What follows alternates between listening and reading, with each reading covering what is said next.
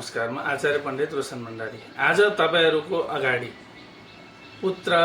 पुत्र वा पुत्री निसन्तान हुने दम्पतिहरुको लागि अत्यन्त महत्त्वपूर्ण भिडियो छ। सबैजनाले हेर्नु होला है त।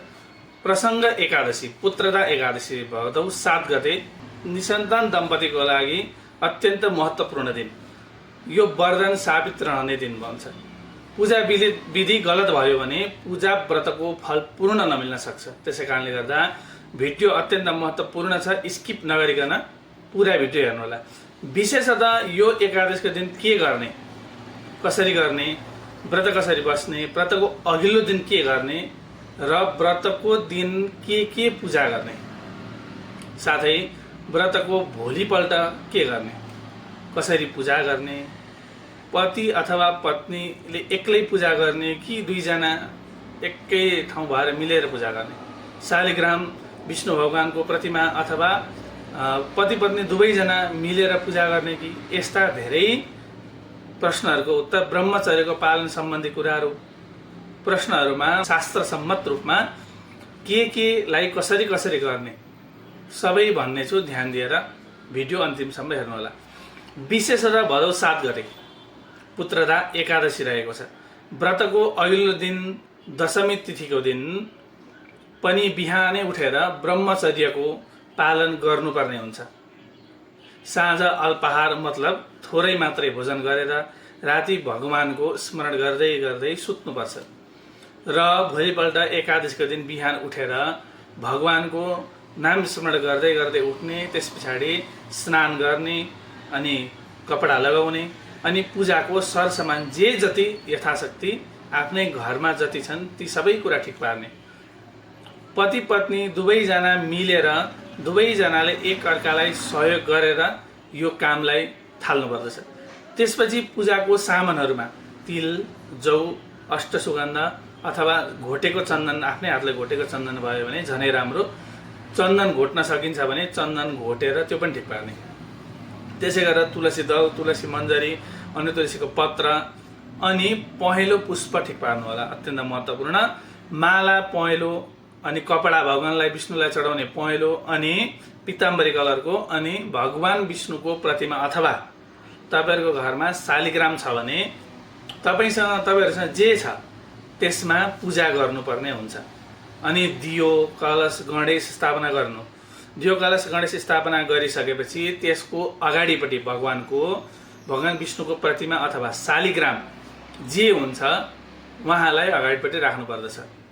अनि त्यहाँ पाद्यम, अर्घ्यम, आचमनियम, पुनराचमनियम, पञ्चामृत, शुद्ध जल, चन्दन अनि तिल, जौ चढाउनु पर्दछ।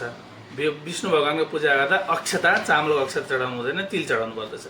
चन्दन, तिल, जौ अनि तुलसी पत्र, नाना धानको लाजा अनि सर्वौषधि अनि फूल पत्र, विभिन्न किसिमका फूलहरू, फलफूलहरू, नैवेद्यहरू आफ्नो भक्ति, श्रद्धा, आय अथवा गच्छ अनुसार के कति ठिक पार्न सकिन्छ त्यो सबै कुराहरू ठिक पार्नु पर्दछ। र सबैभन्दा सुरुमा एउटा कर्म पात्र ठिक पार्नुपर्छ। त्यसपछि कर्म पात्रमा चन्दन, अक्षता, तिल, जौ यावत कुराहरू शास्त्र सम्मत, शास्त्रले भनेका जति सबै कुराहरूले पूजा गरिसकेर आफ्नो आसनको वरिपरि तिलानी पानी छर्केर पूजा सुरु गर्नुपर्दछ। पूजा सुरु गर्ने बेलामा संकल्प गर्नुपर्दछ। म किन पूजा गर्दैछु र के को लागि गर्दैछु भनेर आफ्नो मनोकामना व्यक्त गर्नलाई एउटा संकल्प गरिन्छ। भगवान विष्णुले मलाई सन्तान प्राप्तिको वरदान दिनुहोस् अथवा सन्तान प्राप्तिको आशीर्वाद प्रदान गर्नुहोस्।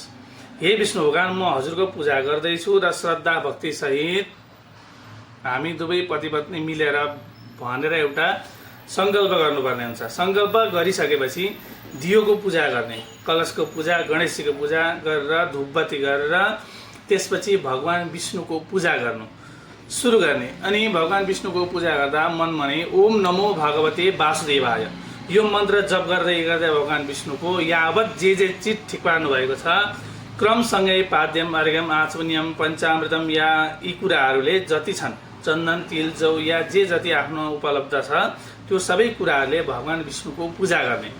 अथवा शालिग्राम भगवान स्थापना गरेर पूजा गर्न थाल्नु भएको छ भने शालिग्राम भगवानको पूजा गर्ने। अनि धूप, दीप, नैवेद्य इत्यादि कुराहरू पनि सकेर अन्तिममा आरती गर्ने। आरती गरिसके पछाडि प्रसाद लिने र त्यो दिन थोरै फलाहार लिनु, धेरै नलिने, अथवा निराहार बस्न सकिन्छ भने निराहार बस्न सकिँदैन भने थोरै मात्रामा केही लिने। दिनभरि खाइ नरहने अथवा एकैचोटि मात्रै खाने, अथवा बिहान दिउँसो मात्रै खाने, ठ्याक टाइममा खाने अथवा खाइ नरहने, जसले गर्दा पनि व्रत भङ्ग हुन सक्छ।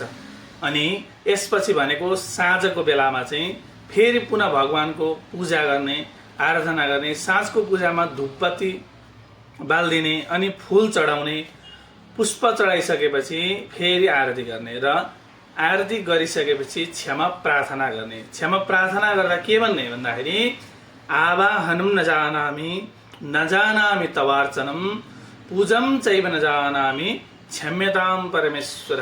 त्यति भनेर यो मन्त्र पढ्ने अनि क्षमा प्रार्थना गर्ने। क्षमा प्रार्थना गरिसकेपछि अनि थोरै जल लिने, जल लिएर थोरै भूमिमा जल छोडिदिने अनि त्यो राखिएको जल आफ्नो निधारमा टीका लगाएर ओम सक्राय नमः भनेर भगवानको पाउमा ढोगेको सम्झेर भुइँमा ढोगिदिने र आफ्नो व्रतलाई त्यो दिनको लागि पुरा गर्ने। साँझ पर्छ जब पूजा गरिसकेपछि नैवेद्य प्रसादहरू लिने।